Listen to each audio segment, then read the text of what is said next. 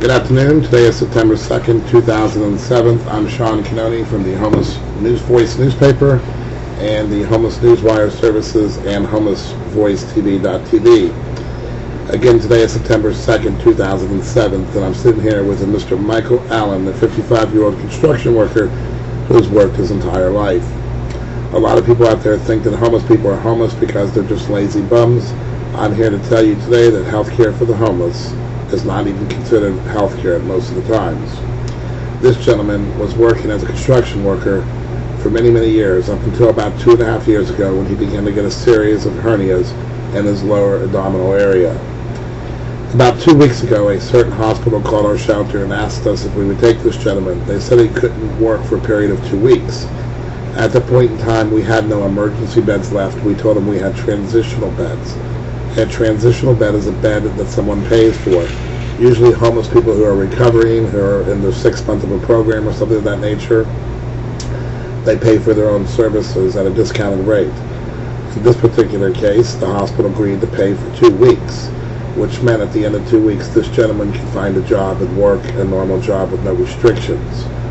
Well, after I evaluated the client, I realized that there was no way possible to have this client go to any work. At that point in time, we gave him what we call a Mother Teresa bed. A Mother Teresa bed is a bed that is a non-producing bed.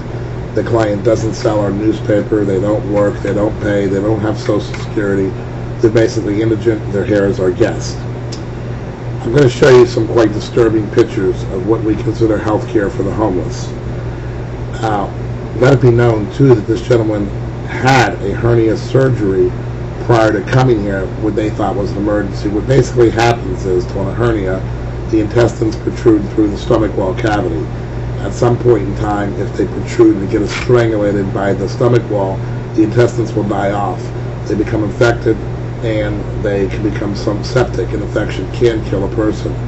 What does a homeless person do if they're out in the street and their hernia starts to strangulate their intestines and they get infected? Do they know that it's an infection? Have they been properly educated to know to go to the local hospital?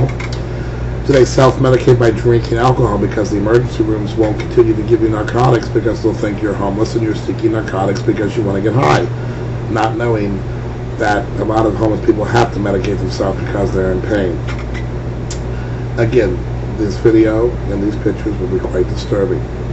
I'm going to assist this gentleman, and I'm going to be, he's agreed to share his story with America. And again, a 55-year-old man. I'm going to put you a little bit over this way, sir. This is how they said this gentleman could work. This right here, my friends, is his intestines. Let it be known he is squirting. He is in vicious pain right now. It's a shame that he had to go through this. These are his intestines. They did a surgery down here. Now, if this becomes an emergency where this protrudes and starts strangling, this man is going to have a vicious, a very traumatic surgery. It's not going to be done as a routine surgery. It's going to be done as an emergency. He's going to lose his intestines. He's going to go through a very, very hard surgical procedure because they're going to wait till it becomes an emergency. Let me give you a side angle here. Again, a 55-year-old man who they say can work with no restrictions. Again, this is his intestines. He is squinting very bad. And notice his intestines are all out through here. Okay? This is horrible, people. Have a seat, sir. Now, Mr. Allen also has a broken collarbone. I'm going to show you right here. Sticking out. If we can get you to hold your shirt, I'll zoom the camera there on that.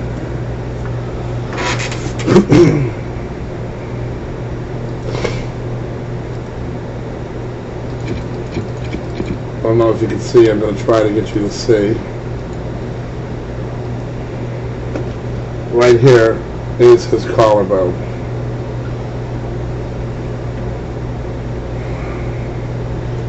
Let me zoom out a little bit. Can you come a little closer to the camera, sir?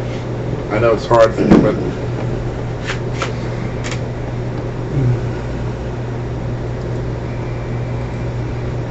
a broken collarbone, ladies and gentlemen. Very, very bad. Now, if this was me or you, an orthopedic surgeon would have been, go ahead and sit back comfortable, sir. If this was me and you, we would be having surgery for the hernia. We would simply walk into a doctor's office. We would say, we'd like to schedule this hernia surgery. In about 3 to 5 days, we would be in the hospital having a surgery. If it was our collarbone, an orthopedic doctor would have came in and they would have said, what do we need to do? Done, over, and done with. This is what's happening to healthcare for the homeless. It doesn't exist. Yes, they're treated for emergencies most of the time in our county facilities, but in this particular case, it's better for them to say, well, wait till the hernia strangulates the intestines, wait till it gets infected, wait till it possibly becomes septic, and let's put this guy through a tremendous surgical procedure where he's going to be down for months. When it's an emergency, the surgical procedure takes much more vigorance, much more, it's a bigger problem. One is an easy procedure when it's not an emergency, and one is a complete vicious, traumatic, stressful on-the-body surgery. This gentleman, as well as every other person in this country or anywhere in the world, doesn't deserve to be treated like this. For your comments, you can email me at sacacon@aol.com. It's sacacon@aol.com. Again, this is Sean Canoni reporting live on September 2nd, 2007 in South Florida.